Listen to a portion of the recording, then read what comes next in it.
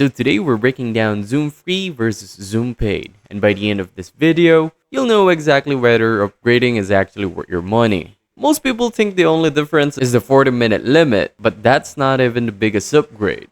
In fact, I'm going to show you a moment later in this video where switching from the free plan to the paid plan instantly fixing a problem that frustrates millions of users, and no, it's not what you think.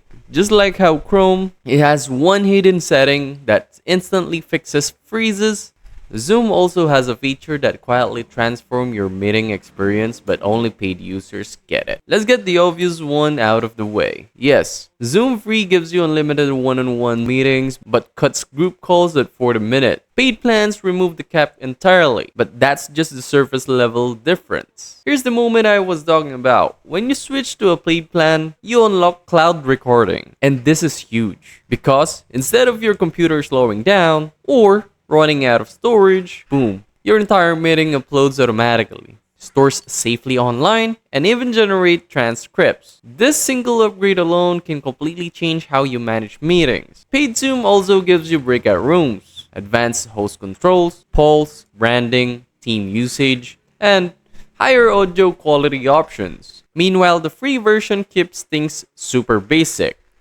perfect for quick calls, but very limited for anything professional. So here's the rule of thumb. If your calls are short, casual, or just between two people, Zoom Free is enough. But if you run classes, host team meetings, present to clients, or need recordings, Zoom Paid is a massive upgrade. If this helped you decide between free and paid, hit like, subscribe, and drop a comment telling me which plan you're using, Zoom Free or Zoom Pro. I'll see you in the next one.